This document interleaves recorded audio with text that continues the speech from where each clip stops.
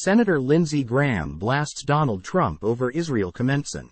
Lindsey Graham has publicly panned old ally Donald Trump for praising Iran-backed militant group Hezbollah and criticizing Israeli Prime Minister Benjamin Netanyahu.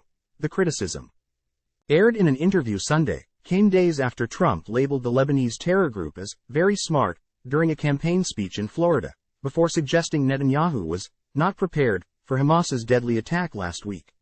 When asked about the comments from the current GOP frontrunner, Graham, 68, categorized them as a mistake days after calling for the destruction of the Palestinian-led group in his native South Carolina. He went on to hone in on Joe Biden, before circling back to Trump when interviewer Kristen Welker brought up his comments about Netanyahu.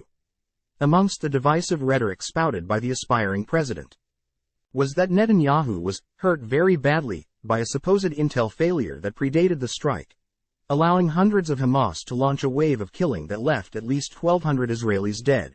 Scroll down for video. Sen.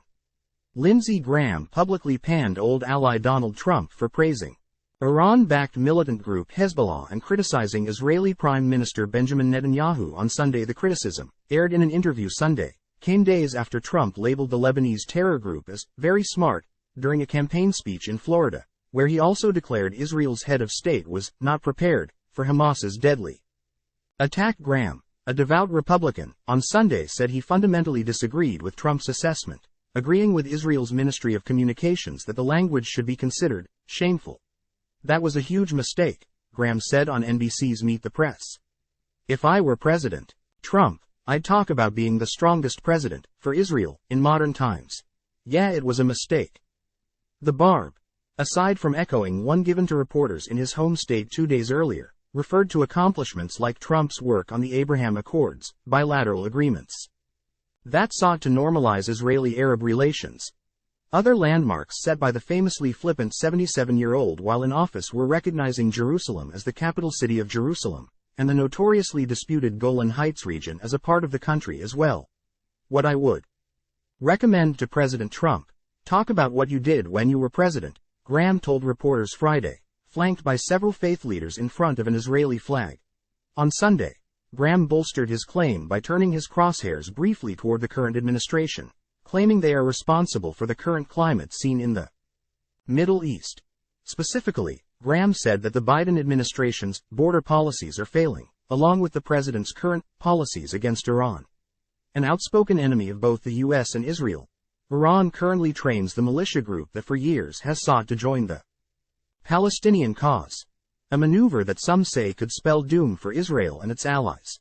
An outspoken enemy of both the U.S. and Israel, Iran currently trains the Hezbollah militia group, seen here in Baghdad in 2019, which for years has sought to join the Palestinian cause for one. Hezbollah, the main principal in the 2006 Lebanon war in Israel, is markedly more formidable than Hamas, and a great deal more well-trained. And with hundreds millions of dollars of funding from the Iranian state garnered each year, the group is considered by many to be a sleeping giant in the brewing war for one. Hezbollah, the main principal in the 2006 Lebanon war in Israel, is markedly more formidable than Hamas, and a great deal more well-trained. And with hundreds millions of dollars of funding from the Iranian state garnered each year, the group is considered by many to be a sleeping giant in the brewing war, one that can change the face of the conflict with a range of missiles and airstrikes. The group, unlike Hamas, is also not confined to one small swath of land, and controls a large portion of both Beirut and southern Lebanon. The group also has seats in the Lebanese parliament and more recently has controlled several other government ministries directly, and holds a de facto veto over the current Lebanese government. Coupled with the Iranian backing, Hezbollah has emerged as a major potential threat, and Trump on Wednesday appeared to praise the decisions terror leaders have made to get there.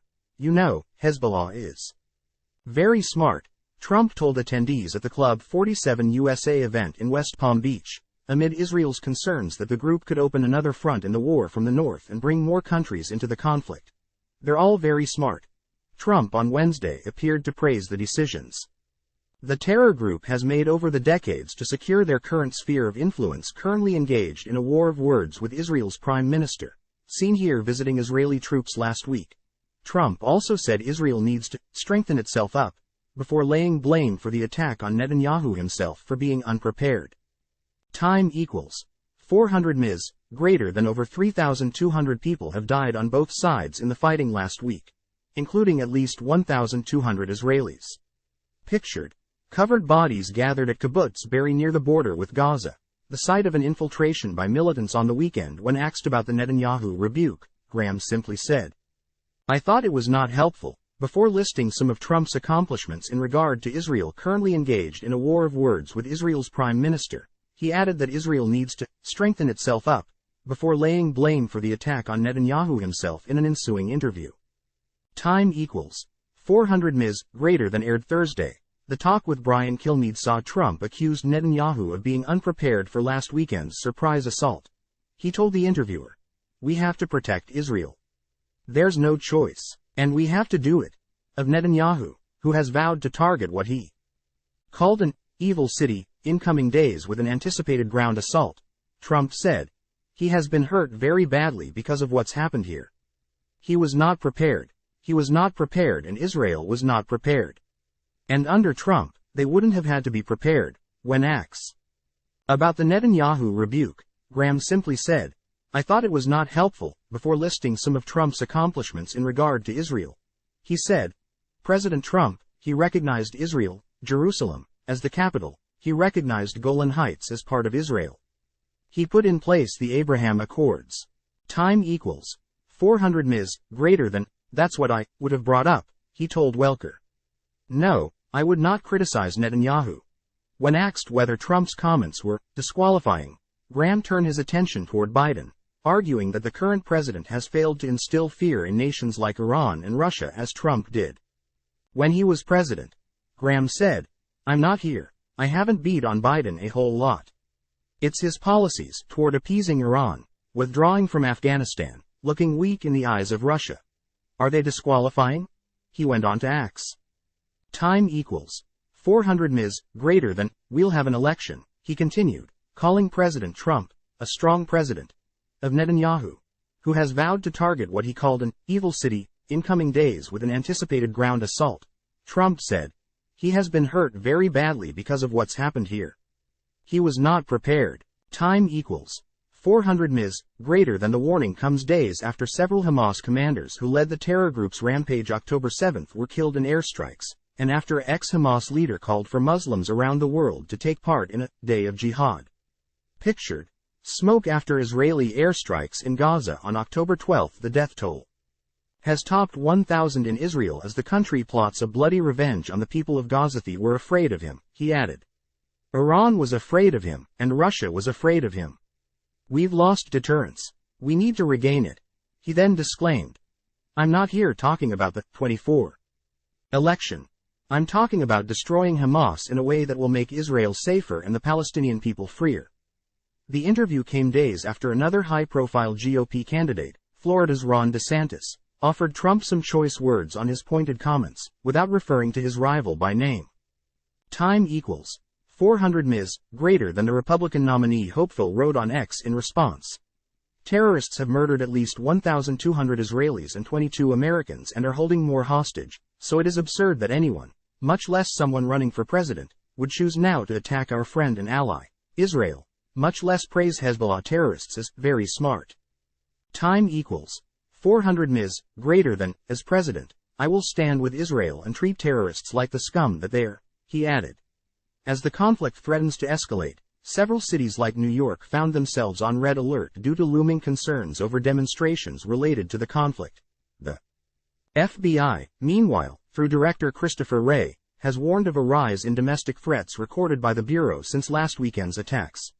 Graham's interview also comes a day after Israel defense officials said they are set to commence significant military operations in Gaza after an alleged evacuation.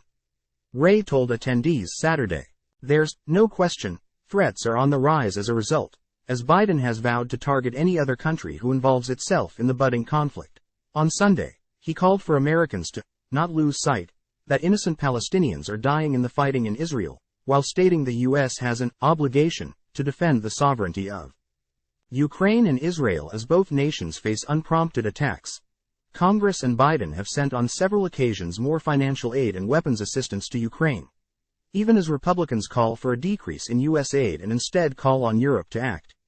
Meanwhile, Israel was faced last week with a multi-front surprise attack by Hamas terrorists who have so far killed upwards of 1,300 Israelis and at least 29 Americans.